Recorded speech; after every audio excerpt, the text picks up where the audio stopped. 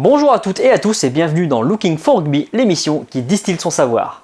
Les fêtes de fin d'année approchent. Bordel, c'est pas trop tôt. Tu fais quoi pour Noël toi? Bah, trop rien comme d'hab, hein. Ouais, moi je vais chez ma tante. Non, j'aime pas, elle craint cette fête. La musique est pourrie avec des vieux qu'on bouffe de la merde.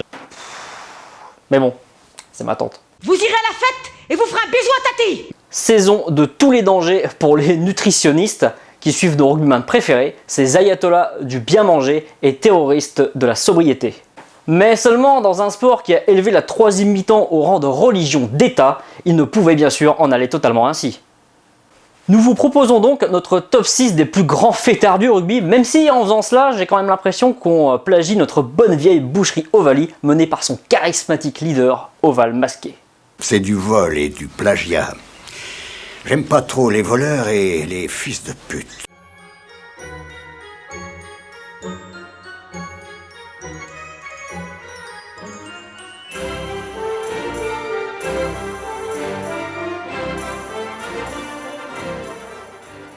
Car oui, le rugby fait partie de la société à l'instar de n'importe quoi d'autre. La solidarité, la fraternité, l'amitié et la créativité y ont bien sûr toute leur part. Mais guère plus que le Ice Bucket Challenge, le Beach Drinking et autres Neck Nomination.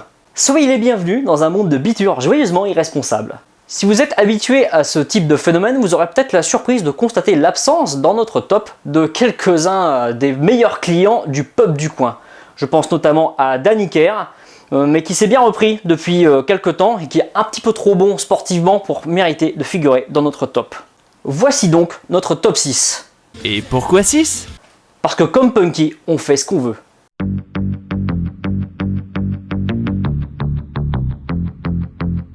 James O'Connor, international australien, mais qui aurait également pu choisir de représenter l'Afrique du Sud ou la Nouvelle-Zélande, ayant de la famille dans ces deux pays. James O'Connor, c'est un petit peu le prototype du joueur hyper talentueux. Voilà, il a fait ses débuts en Super Rugby à 17 ans et 288 jours, ce qui est le record absolu dans le domaine. Un joueur extrêmement talentueux qui peut occuper tous les postes du 10 au 15, c'est dire vraiment la qualité technique et physique de ce garçon. Alors James O'Connor, pourquoi est-il dans ce top ? C'est que voilà, peut-être du fait de la précocité de son talent, peut-être du fait qu'il était isolé de sa famille, allez savoir pourquoi. Sa carrière est jalonnée de micro-incidents, voilà, de petites choses un petit peu pas très claires. Lors de la tournée des Lions britanniques en Australie en 2013, notre ami James O'Connor a raté le troisième test, puisque en fait, il était allé au McDo à 3h du matin, et du coup, ensuite, il a raté le bus pour se rendre dans la ville où avait lieu le troisième test. Donc ça fait quand même moyen pour un joueur professionnel. Au cours du 4 Nations 2013, compétition qui voit s'affronter tous les ans depuis 2012 l'Argentine, l'Australie, la Nouvelle-Zélande et l'Afrique du Sud, notre ami James O'Connor a eu un petit problème dans un avion. Il y avait une interruption de la compétition pour une semaine et il a voulu partir une semaine avec sa gonzesse à Bali, en Indonésie, une destination assez prisée des touristes australiens. Il y avait eu un attentat il y a quelques années d'ailleurs dans un nightclub à Bali où l'essentiel des victimes étaient australiennes. Il s'est fait sortir de l'avion parce que monsieur était sous comme un cochon, voilà, sous comme un polonais comme on peut dire aussi. Voilà, il s'est fait sortir de l'avion et il y a eu quand même un certain nombre de sanctions qui ont été prises.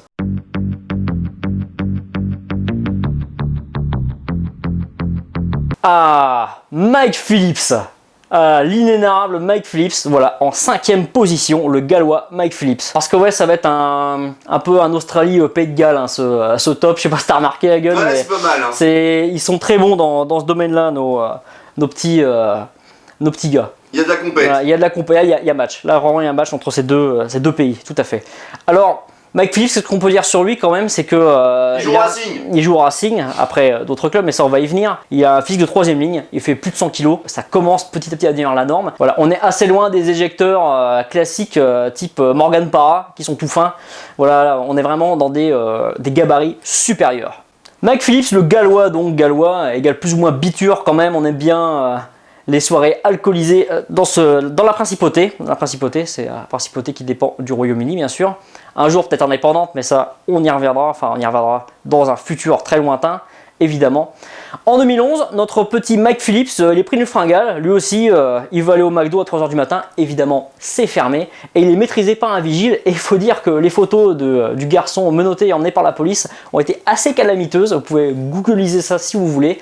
Voilà, pour la réputation du joueur de rugby combattant, dur au mal, ça prend un petit coup quand même. Notre petit Mike Phillips n'a pas été sanctionné parce que il y avait quand même la Coupe du Monde 2011 qui se profilait et le Pays de Galles avait absolument besoin de ce joueur-là qui est vraiment plutôt un des meneurs, un des leaders de cette équipe du Pays de Galles.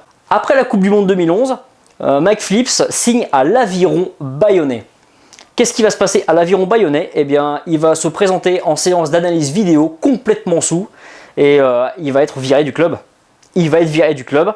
Parce qu'apparemment, c'était pas la première fois qu'il y avait des problèmes de ce genre, donc viré du club. C'est très rare quand même, hein, les joueurs licenciés, ça arrive pas souvent. Mais bon, il a retrouvé rapidement un autre club auprès de ce grand homme, Jackie Lorenzetti, le président du Racing, qui l'a pris charitablement contre son cœur. Depuis, il y a eu le tournoi des 6 Nations 2013. Qu'est-ce qui s'est passé pendant le tournoi des 6 Nations 2013? Eh bien, le Pays de Galles a écrasé totalement l'équipe d'Angleterre au Millennium Stadium de Cardiff. D'ailleurs, c'était un match arbitré par Steve Walsh. Il est cool, Steve. En parlant de gens qui ont des problèmes de boisson, puisque Steve Walsh, arbitre international né en Nouvelle-Zélande, mais qui représente la fédération australienne. Allez savoir pourquoi. Suite à cette victoire, notre Mike Phillips se décide d'un seul coup à se lancer dans un numéro de drague improvisé sur Twitter, donc au succès vu de tout le monde, envers notre magnifique Isabelle Iturburu nationale. Mais comment ose-t-il ?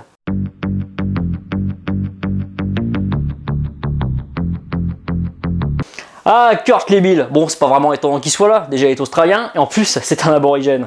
Il paraît que t'as des propos intolérables. Où il n'y a pas de tolérance. Tu sais donc pas que c'est pas bien d'être raciste?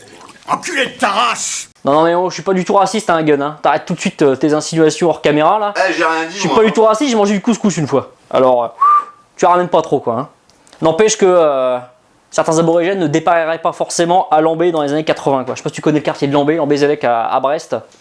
Ça, c'est non, j'ai mis les pieds. Limite réserve indienne à certains endroits, quoi. Voilà, c'est vraiment impressionnant, quoi. Mais apparemment, ça s'est un peu amélioré depuis les années 80, parce que bon, je n'y habite plus depuis longtemps. Alors, Kurt Lebill est un arrière formé à l'ouverture. Plutôt très talentueux, vraiment il a fait des débuts très probants avec l'équipe d'Australie. Sa carrière est jalonnée d'incidents de toutes sortes, notamment des bagarres avec des encadrants, La bagarre! d'autres joueurs, des partenaires, tout ce que vous voulez, il nous l'a fait. Il se paye du coup une réputation de type ingérable. En 2012, il est impliqué dans une bagarre avec le personnel d'un hôtel de Brisbane. Cela lui vaudra une sanction disciplinaire. Pendant une suspension, il promet, on connaît les promesses de ces gens-là, mais il promet de lutter contre son alcoolisme. Hélas, il sera renvoyé des Melbourne Rebels quelques mois plus tard, puisque malgré sa promesse, il retombera dans l'alcoolisme et en plus se prendra dans une bagarre dans le bus avec ses partenaires. Donc vraiment là, sale histoire. En 2014, il écopera d'une amende de 31 000 €, à savoir 45 000 $ australiens à peu près, pour avoir envoyé une photo dégradante auprès d'une encadrante de la Fédération australienne de rugby. Laquelle encadrante était, selon la rumeur, voilà, on peut pas vérifier, ça c'est pas sûr, mais aurait été engagée dans une relation extra-conjugale avec le coach Ewen McKenzie, qui d'ailleurs démissionnera à l'issue du tournoi, puisque l'Australie perdra contre l'équipe d'Argentine. Voilà, vraiment, gros dossier ce Kurt Lebill, gros dossier.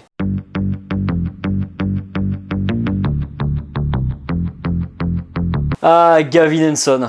Gavin Henson, si vous voulez, c'est un peu comme James O'Connor en pire. Gavin Henson est un immense espoir du rugby gallois au début des années 2000. Il est même élu meilleur jeune joueur en 2001. Il faisait également partie de ce que le Midi Olympique appelait les 4 fantastiques au début des années 2000. Voilà, ces joueurs extraordinaires qui allaient révolutionner le rugby.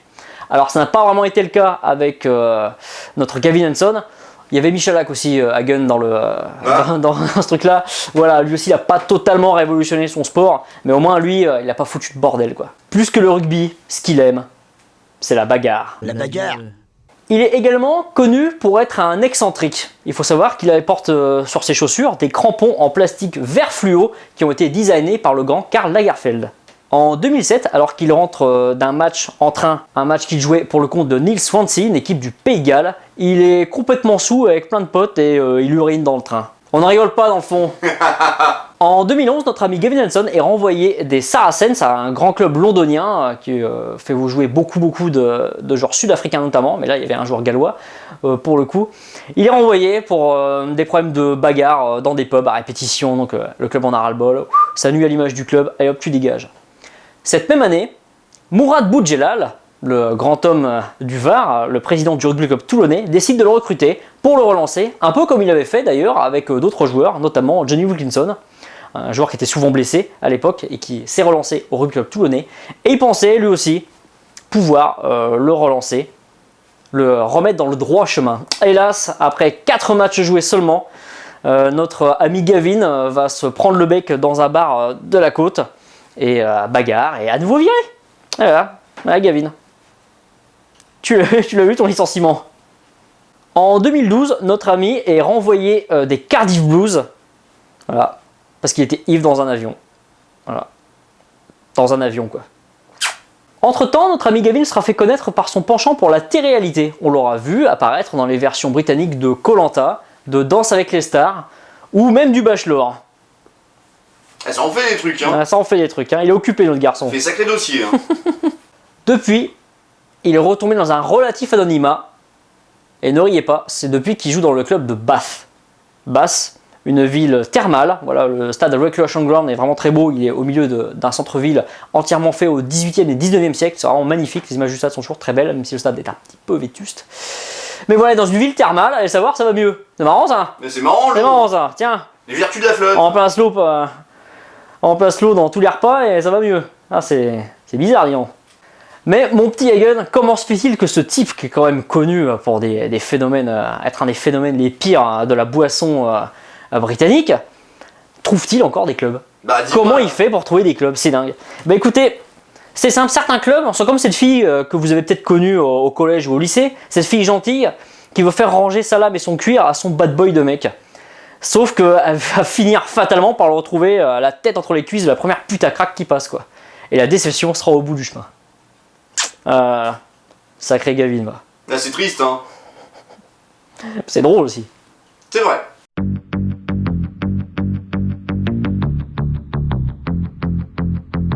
Zach Guilford. Alors, on va pas vous le cacher, au départ, on voulait mettre pas de deuxième et on voulait mettre 2 premiers ex-aequo avec Zach Guilford. Mais il est apparu que Zach Guilford, l'ailier néo-zélandais, avait des circonstances atténuantes.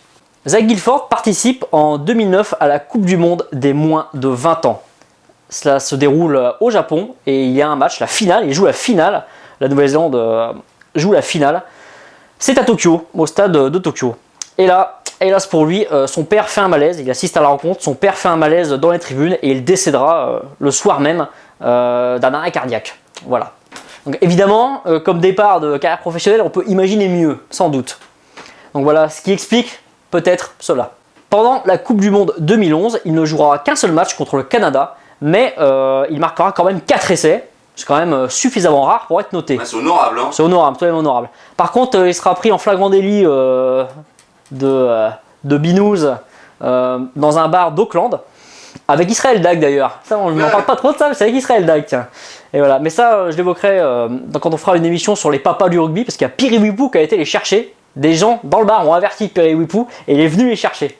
C'est marrant. Et c'est marrant parce que ça on en parlera, parce que Piriwipou a eu un rôle dans cette Coupe du Monde qu'on ne lui soupçonnait pas.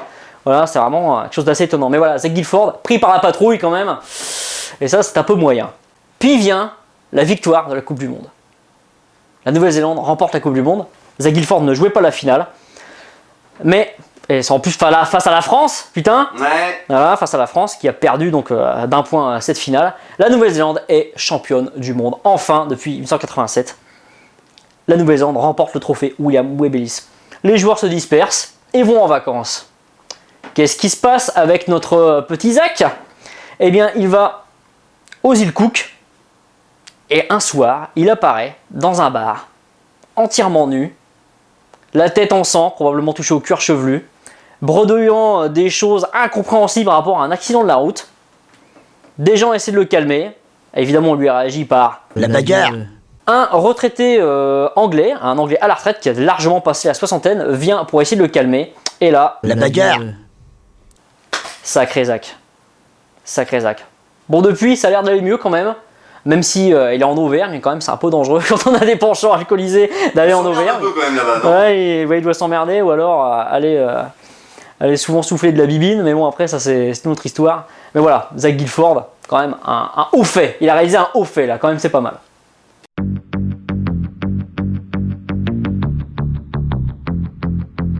Notre champion, Andy Powell. Andy Powell, voilà, l'inénarrable Andy Powell, voilà, 3e ligne-centre du Pays de Galles, d'un plutôt beau gabarit quand même.